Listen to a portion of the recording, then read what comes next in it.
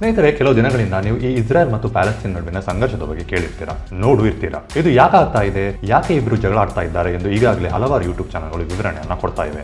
So ನಾನು ಅದರ ಬಗ್ಗೆ ಹೆಚ್ಚಾಗಿ ಮಾತಾಡೋಕೆ ಹೋಗುದಿಲ್ಲ. ಇಸ್ರೇಲ್ ಮತ್ತು ಪ್ಯಾಲೆಸ್ತೀನ್ ನಡುವೆ ಏನಾಗ್ತಿದೆ ಎಂದು ನೋಡ್ತಿರ್ಬೇಕಾದ್ರೆ ಪ್ಯಾಲೆಸ್ತೀನಿಯರು ತಮ್ಮ ಕೈಯಲ್ಲಿ ಹಿಡಿದಿದ್ದ ಬಾವುಟವನ್ನ ನೋಡಿ, ನೀವೆಲ್ಲಿಯಾದ್ರೂ ಈ ಮಧ್ಯಪ್ರಾಚ್ಯದ ದೇಶಗಳ ಬಾವುಟಗಳನ್ನ ಇದರ ಮೊದಲು ನೋಡಿದವರಾಗಿದ್ದರೆ ಈ ತರದ ಬಾವುಟವನ್ನ ನಾನು ಬೇರೊಂದು ದೇಶದ ಧ್ವಜವನ್ನಾಗಿ ನೋಡಿದ್ದೇನಲ್ಲ ಎಂಬ ನೆನಪು ಬರಬಹುದು. ಇದರ ಬಗ್ಗೆ ಹುಡುಕಾಟ ನಡೆಸಿದಾಗ ಜಾರ್ಡನ್ ದೇಶದ ಬಾವುಟಕ್ಕೂ ಪ್ಯಾಲೆಸ್ತೀನರ ಬಾವುಟಕ್ಕೂ ಇರೋ ವ್ಯತ್ಯಾಸ ಬರೇ ಒಂದು ನಕ್ಷತ್ರ ಮಾತ್ರ ಎಂಬುದು ತಿಳಿದು ಬರುತ್ತೆ.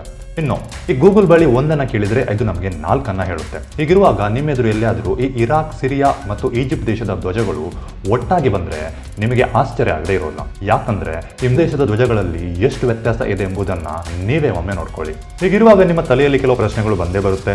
ಯಾಕೆ ಈ ಮಧ್ಯಪ್ರಾಚ್ಯದ ಅರಬ್ ದೇಶಗಳು ಒಂದೇ ತರನಾದ ಧ್ವಜಗಳನ್ನು ಬಳಸುತ್ತವೆ? ಯಾಕೆ ಇವರು ಬೇರೆ ತರಹದ ಧ್ವಜವನ್ನ ವಿನ್ಯಾಸ ಮಾಡಲಿಲ್ಲ? ಇದರಲ್ಲಿ ಒರಿಜಿನಲ್ ಡಿಸೈನ್ ಯಾರದ್ದು, ಅದನ್ನು ಕಾಪಿ ಮಾಡಿದ್ಯಾರು? ಇತ್ಯಾದಿ ಪ್ರಶ್ನೆಗಳು.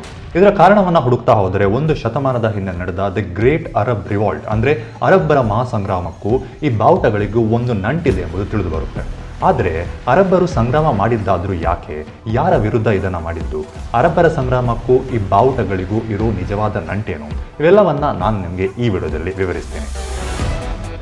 ಇತಿಹಾಸದಲ್ಲಿ ಆಸಕ್ತಿ ಉಳ್ಳವರಾಗಿದ್ದರೆ ನಿಮಗೆ ಈ ಒಟ್ಟೋಮನ್ ಸಾಮ್ರಾಜ್ಯದ ಬಗ್ಗೆ ಖಂಡಿತ ಗೊತ್ತಿರುತ್ತೆ. ಒಟ್ಟೋಮನ್ ಸಾಮ್ರಾಜ್ಯ ಮಧ್ಯಪ್ರಾಚ್ಯದಲ್ಲಿ ಸುಮಾರು 500 ರಿಂದ 600 ವರ್ಷಗಳ ಕಾಲ ಆಳ್ವಿಕೆಯನ್ನ ಮಾಡಿತ್ತು. ಇದು ಉತ್ತರದ ಟರ್ಕಿಯಿಂದ ದಕ್ಷಿಣದ ಈಜಿಪ್ಟ್ ಮತ್ತು ಯಮನ್ ದೇಶಗಳವರೆಗೂ ವಿಸ್ತರಿಸಿತ್ತು. ಇತಿಹಾಸ ಕಂಡ ಅತ್ಯಂತ ಯಶಸ್ವಿ ಮತ್ತು ಪ್ರಭಾವಶಾಲಿ ಸಾಮ್ರಾಜ್ಯಗಳಲ್ಲಿ ಒಟ್ಟೋಮನ್ ಸಾಮ್ರಾಜ್ಯ ಕೂಡ ಒಂದು. ಸುಮಾರು 6 ಶತಮಾನಗಳಷ್ಟು ಕಾಲ ಆಳ್ವಿಕೆ ಮಾಡಿದ ಸಾಮ್ರಾಜ್ಯ ಅಂದ್ರೆ ಅದರ ಬಗ್ಗೆ ಹೇಳುವುದಕ್ಕೂ ಕೂಡ ತುಂಬಾನೇ ಇದೆ. ನಾನು ಅಷ್ಟೊಂದು ವಿಷಯಗಳನ್ನ ಕೆದಕೋಕೆ ಹೋಗೋದಿಲ್ಲ. ನಾನು ನೇರವಾಗಿ 20ನೇ ಶತಮಾನದ ಪ್ರಾರಂಭಕ್ಕೆ ಬರ್ತೇನೆ. ಒಟ್ಟೋಮನ್ ಸಾಮ್ರಾಜ್ಯದಲ್ಲಿ ಹಲವಾರು ಸಮುದಾಯದ ಜನರು ವಾಸ ಮಾಡ್ತಾ ಇದ್ರು.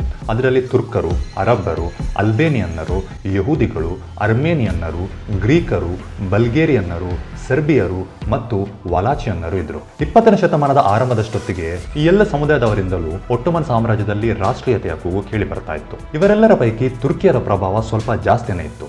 20ನೇ ಶತಮಾನದ ಆರಂಭದಷ್ಟೊತ್ತಿಗೆ ಈ ತುರ್ಕಿಯರ ಪ್ರಭಾವ ಎಷ್ಟೊಂದು ಹೆಚ್ಚಾಗಿತ್ತು ಅಂದ್ರೆ ಒಟ್ಟೋಮನ್ ಸಾಮ್ರಾಜ್ಯದಲ್ಲೂ ಯುರೋಪ್ನಲ್ಲಿ ಇರುವಂತೆ ಸಂವಿಧಾನಬದ್ಧ ಆಡಳಿತವನ್ನ ತರಬೇಕು ಎಂದು ಒಟ್ಟೋಮನ್ ಸಾಮ್ರಾಜ್ಯವನ್ನ ಆಳ್ತಾ ಇದ್ದ ಸುಲ್ತಾನನ ಮೇಲೆ ಒತ್ತಡವನ್ನ ಹೇರಲಾಗಿತ್ತು ಮತ್ತು ಈ ಸಂವಿಧಾನವನ್ನ ಜಾರಿಗೆ ಕೂಡ ತರಲಾಗಿತ್ತು. ಒಟ್ಟೋಮನ್ ಸಾಮ್ರಾಜ್ಯದಲ್ಲಿ ತುರ್ಕರ ನಂತರ 2ನೇ ದೊಡ್ಡ ಸಮುದಾಯವಾಗಿದ್ದು ಅರಬ್ಬರದ್ದು. ಈ ಅರಬ್ಬರಿಗೆ ಈ ತುರ್ಕರು ತಮ್ಮ ಅರಬ್ ಭಾಷೆ ಮತ್ತು ಸಂಸ್ಕೃತಿಯನ್ನ ಕಡೆಗಣಿಸ್ತಾ ಇದ್ದಾರೆ ಎಂಬುದು ಗೊತ್ತಾಗ್ಬಿಡುತ್ತೆ. ಹಾಗಾಗಿ ಈ ಸಂವಿಧಾನಬದ್ಧ ಆಡಳಿತವನ್ನ ವಿಸರ್ಜಿಸಿ ಸುಲ್ತಾನರು ತಮ್ಮ ರಾಜಪ್ರಭುತ್ವದ ಆಳ್ವಿಕೆಯನ್ನೇ ಮುಂದುವರಿಸಬೇಕು ಎಂಬ ಬೇಡಿಕೆಯನ್ನ ಇವರು ಸುಲ್ತಾನರ ಮುಂದಿಡ್ತಾರೆ. ಇದು ಇತರ ನಾಯಕರ ಕಣ್ಣನ್ನ ಕೆಂಪಾಗಿ ಮಾಡಿಬಿಡುತ್ತೆ. ಹೀಗೆ ಒಟ್ಟೋಮನ್ ಸಾಮ್ರಾಜ್ಯದಲ್ಲಿ ಆಂತರಿಕ ಕಲಹಗಳು ಪ್ರಾರಂಭವಾಗುತ್ತವೆ. 1914ರಲ್ಲಿ ಮೊದಲ ವಿಶ್ವಯುದ್ಧ ಪ್ರಾರಂಭವಾದಾಗ ಕಪ್ಪು ಸಮುದ್ರದ ತೀರದಲ್ಲಿದ್ದ ರಷ್ಯನ್ನರ ಮೇಲೆ ದಾಳಿ ಮಾಡಿ ಒಟ್ಟೋಮನಿಗರು ಜರ್ಮನಿ ಪರ ವಿಶ್ವಯುದ್ಧದಲ್ಲಿ ನೇರವಾಗಿ ಭಾಗಿಯಾಗ್ತಾರೆ. ಈ ವಿಶ್ವಯುದ್ಧದಲ್ಲಿ ಜರ್ಮನಿ ಮತ್ತು ಒಟ್ಟೋಮನ್ ಬ್ರಿಟಿಷ್ ಮತ್ತು ಫ್ರೆಂಚರ ಶತ್ರು ಪಡೆಯಾಗಿತ್ತು. ಒಟ್ಟೋಮನ್ ಸಾಮ್ರಾಜ್ಯದಲ್ಲಿ ಅರಬ್ಬರು ವಿಭಿನ್ನ ನಿಲುವನ್ನು ಹೊಂದಿರುವುದನ್ನ ಈ ಬ್ರಿಟಿಷ್ ಮತ್ತು ಫ್ರೆಂಚ್ ಮಿತ್ರಪಡೆಗಳು ಗಮನಿಸಿದ್ದವು. ಹಾಗಾಗಿ ಅವರು ಅರಬ್ಬರಿಗೆ ಒಟ್ಟೋಮನ್ಯರ ವಿರುದ್ಧ ಹೋರಾಟ ಮಾಡಲು ಸೂಚಿಸಿದ್ದಾರೆ. ಇದರ ಫಲವಾಗಿ ಪ್ರತ್ಯೇಕ ಸ್ವತಂತ್ರ ಅರಬ್ ರಾಷ್ಟ್ರವನ್ನು ನಿರ್ಮಿಸುವುದಾಗಿ ಮಾತನ್ನ ಕೊಡ್ತಾರೆ. ಈ ಯುದ್ಧದಲ್ಲಿ ಅರಬ್ಬರಿಗೆ ಬೇಕಾದ ಎಲ್ಲಾ ಶಸ್ತ್ರಾಸ್ತ್ರಗಳನ್ನ ಬ್ರಿಟನ್ ಮತ್ತು ಫ್ರಾನ್ಸ್ ಒದಗಿಸುತ್ತೆ.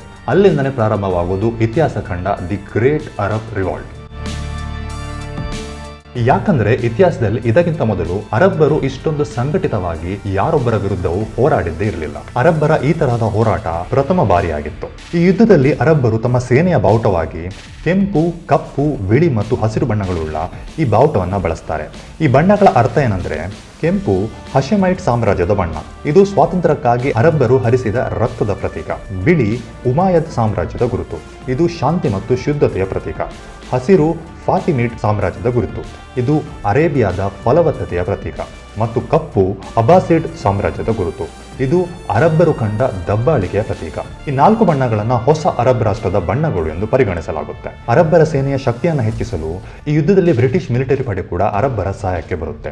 ಹೀಗೆ ಒಟ್ಟೋಮನ್ ಸಾಮ್ರಾಜ್ಯದ ವಿರುದ್ಧ ನಡೆದ ಈ ಅರಬ್ ಮಹಾಸಂಗ್ರಾಮ ಜೂನ್ 1916ರಿಂದ ಅಕ್ಟೋಬರ್ 1918ರವರೆಗೆ ನಡೆಯುತ್ತೆ. ನವೆಂಬರ್ 1918ರಲ್ಲಿ ಜರ್ಮನ್ ಮತ್ತು ಒಟ್ಟೋಮನ್ ಮಿತ್ರಪಡೆಗಳು ಮೊದಲ ವಿಶ್ವಯುದ್ಧದಲ್ಲಿ ಸೋಲೊಪ್ಪಿಕೊಳ್ತಾರೆ. ಈ ಮೊದಲ ವಿಶ್ವಯುದ್ಧದ ಅಂತ್ಯ 6 ಶತಮಾನಗಳಷ್ಟು ಕಾಲ ಮಧ್ಯಪ್ರಾಚ್ಯದಲ್ಲಿ ಆಳ್ವಿಕೆ ನಡೆಸಿದ ಒಟ್ಟೋಮನ್ ಸಾಮ್ರಾಜ್ಯದ ಅಂತ್ಯಕ್ಕೂ ಕಾರಣವಾಗುತ್ತೆ. ಅರಬ್ ಸಂಸ್ಥಾನ ವಿಜಯದ ಪತಾಕೆಯನ್ನ ಹಾರಿಸುತ್ತೆ. ಇನ್ನೇನು ಹೊಸದೊಂದು ಅರಬ್ ರಾಷ್ಟ್ರವೊಂದು ವಿಶ್ವದಲ್ಲಿ ಉಗಮವಾಯಿತು ಅನ್ನುವಷ್ಟರಲ್ಲಿ ಈ ಬ್ರಿಟಿಷ್ ಮತ್ತು ಫ್ರೆಂಚರು ಓತಿಗೆತನ ತರ ಬಣ್ಣವನ್ನ ಬದಲಾಯಿಸಿಬಿಡ್ತಾರೆ. 26 ಮೇ 1908ರಲ್ಲಿ ಬ್ರಿಟಿಷರು ಆಗಿನ ಪರ್ಷಿಯಾ ಅಂದ್ರೆ ಈಗಿನ ಇರಾನ್ನಲ್ಲಿ ಕಚ್ಚಾ ತೈಲದ ಇರುವಿಕೆಯನ್ನ ಪತ್ತೆ ಹಚ್ಚಿರ್ತಾರೆ. ಇದರಿಂದ ಮಧ್ಯಪ್ರಾಚ್ಯದ ಮರುಭೂಮಿಗಳಲ್ಲಿ ಕಚ್ಚಾ ತೈಲದ ಆಗರವಿದೆ ಎಂದು ಅಂದಾಜಿಸಲಾಗಿತ್ತು ಮತ್ತು ಈ ಕಚ್ಚಾ ತೈಲದ ಉತ್ಪನ್ನಗಳಾದ ಡೀಸೆಲ್ ಮತ್ತು ಪೆಟ್ರೋಲ್ಗಳಿಗೆ ಭವಿಷ್ಯದಲ್ಲಿ ತುಂಬಾನೇ ಬೇಡಿಕೆ ಇದೆ ಎಂಬುದು ಯುರೋಪಿಯನ್ನರಿಗೆ ಚೆನ್ನಾಗಿ ಗೊತ್ತು. ಹೀಗಾಗಿ ಈ ಅರಬ್ ಪ್ರಾಂತ್ಯಗಳನ್ನ ಈ ಫ್ರೆಂಚ್ ಮತ್ತು ಬ್ರಿಟಿಷರು ತಮ್ಮೊಳಗೇನೆ ಹಂಚಿಕೊಂಡು ಬಿಡ್ತಾರೆ. ಇನ್ನು ಎರಡನೇ ವಿಶ್ವಯುದ್ಧದ ನಂತರ ಬ್ರಿಟನ್ ಆರ್ಥಿಕವಾಗಿ ಬಿಕ್ಕಟ್ಟಿಗೆ ಸಿಲುಕಿರುತ್ತೆ. ಇತ್ತ ಕಡೆ ವಿಶ್ವಸಂಸ್ಥೆ ಕೂಡ ಯುರೋಪಿಯನ್ನರು ವಶಪಡಿಸಿರುವ ಪ್ರದೇಶಗಳಿಗೆ ಸ್ವಾತಂತ್ರ್ಯ ನೀಡಲು ಸೂಚಿಸಿರುತ್ತೆ. ಆಗ ಬ್ರಿಟನ್ ತನ್ನ ಚಿನ್ನದ ಹಕ್ಕಿ ಎಂದೇ ಕರೆಯುತ್ತಿದ್ದ ಭಾರತವನ್ನೇ ಬಿಟ್ಟು ಹೋಗುತ್ತೆ. ಆದ್ರೆ ಮಧ್ಯಪ್ರಾಚ್ಯದ ಪ್ರದೇಶಗಳನ್ನ ಬಿಟ್ಟು ಕೊಡೋದಿಲ್ಲ. ಫ್ರಾನ್ಸ್ ತನ್ನ ಅಧೀನದಲ್ಲಿದ್ದ ಪ್ರದೇಶಗಳನ್ನ ಬೇಗನೆ ಬಿಟ್ಟುಕೊಟ್ಟರು, ಬ್ರಿಟಿಷರು ಅವರ ಅಧೀನದಲ್ಲಿದ್ದ ಪ್ರದೇಶಗಳನ್ನ ಅಷ್ಟು ಬೇಗನೆ ಬಿಟ್ಟುಕೊಡುವುದಿಲ್ಲ. ಆದ್ರೆ ಕಾಲಕ್ರಮೇಣ ವಿಶ್ವಸಂಸ್ಥೆಯ ಒತ್ತಡದ ಮೇರೆಗೆ ಒಂದೊಂದೇ ಚಿಕ್ಕ ಚಿಕ್ಕ ಪ್ರದೇಶಗಳನ್ನ ಅವರು ಬಿಡುತ್ತಾ ಹೋಗ್ತಾರೆ. ಅದರಲ್ಲಿ ಮೊದಲು 1946ರಲ್ಲಿ ಸಿರಿಯಾ ಮತ್ತು ಲೆಬನನ್ ಪ್ರದೇಶಗಳನ್ನ ಬಿಟ್ಟುಕೊಡಲಾಗುತ್ತೆ. ನಂತರ 1948ರಲ್ಲಿ ಪ್ಯಾಲೆಸ್ತೀನ್ ಪ್ರಾಂತ್ಯವನ್ನ ಬಿಟ್ಟುಕೊಟ್ಟು ಅಲ್ಲಿ ಯಹೂದಿಯರಿಗೆ ಇಸ್ರೇಲ್ ದೇಶದ ರಚನೆಯನ್ನ ಮಾಡಿಕೊಡ್ತಾರೆ. ಇಸ್ರೇಲ್ ದೇಶದ ರಚನೆಯಿಂದ ಅಸಮಾಧಾನಗೊಂಡ ಸುತ್ತಲಿನ ಅರಬರು ಇಸ್ರೇಲ್ನ ವಿರುದ್ಧ ಯುದ್ಧಕ್ಕಿಳಿದು ಬಿಡ್ತಾರೆ. ಇದರಿಂದ ಇನ್ನೂ ತನ್ನ ಅಧೀನದಲ್ಲಿದ್ದ ಮಧ್ಯಪ್ರಾಚ್ಯದ ಕೆಲವು ಪ್ರದೇಶಗಳನ್ನ ಇನ್ನಷ್ಟು ಸಮಯ ತನ್ನ ಅಧೀನದಲ್ಲಿಡಲು ಬ್ರಿಟನ್ಗೆ ಒಳ್ಳೆಯ ಅವಕಾಶ ಸಿಗುತ್ತೆ. ಹೀಗಾಗಿ ನಿಧಾನವಾಗಿ ಒಂದೊಂದೇ ಪ್ರದೇಶವನ್ನ ಬಿಡ್ತಾ ಬ್ರಿಟನ್ 1971ರವರೆಗೆ ಮಧ್ಯಪ್ರಾಚ್ಯದಲ್ಲಿ ಹಿಡಿತವನ್ನ ಸಾಧಿಸುತ್ತೆ. ಹೀಗೆ ಚಿಕ್ಕ ಚಿಕ್ಕ ಪ್ರಾಂತ್ಯಗಳಾಗಿ ಸ್ವತಂತ್ರಗೊಂಡ ಅರಬ್ ಪ್ರದೇಶಗಳು ತಮ್ಮದೇ ಸರ್ಕಾರವನ್ನ ರಚಿಸಿ ಒಂದು ಸ್ವತಂತ್ರ ರಾಷ್ಟ್ರವೆಂದೇ ತಮ್ಮನ್ನ ಘೋಷಣೆ ಮಾಡಿಕೊಳ್ಳುತ್ತೆ ಮತ್ತು ತಮ್ಮ ದೇಶದ ಧ್ವಜವನ್ನ ಈ ಮೂಲ ಅರಬ್ ದೇಶದ ಧ್ವಜದ ಬಣ್ಣದಂತೆ ಅಥವಾ ಅದರ ವಿನ್ಯಾಸದಂತೆ ತಯಾರಿಸುತ್ತಾರೆ ಮತ್ತು ವಿಶ್ವಸಂಸ್ಥೆ ಕೂಡ ಇವರನ್ನ ಸ್ವತಂತ್ರ ದೇಶ ಎಂದು ಗುರುತಿಸಿಕೊಳ್ಳುತ್ತೆ. ಹೀಗೆ ಒಂದೇ ಅರಬ್ ದೇಶವಾಗಬೇಕಿದ್ದ ಅರಬ್ ಸಂಸ್ಥಾನ ಇಂದು 10 ಚಿಕ್ಕ ಚಿಕ್ಕ ದೇಶಗಳಾಗಿ ಉಳಿದು ಬಿಟ್ಟಿದೆ. ಇನ್ನು ಭಾರತದ ಜೊತೆ ಭೂಮಾರ್ಗವಾಗಿ ವ್ಯಾಪಾರ ನಡೆಸುತ್ತಿದ್ದ ಯುರೋಪಿಯನ್ನರಿಗೆ ಈ ಒಟ್ಟೋಮನ್ ಸಾಮ್ರಾಜ್ಯ ತೊಂದರೆ ಕೊಡುತ್ತಿದ್ದದ್ದು ಹೇಗೆ?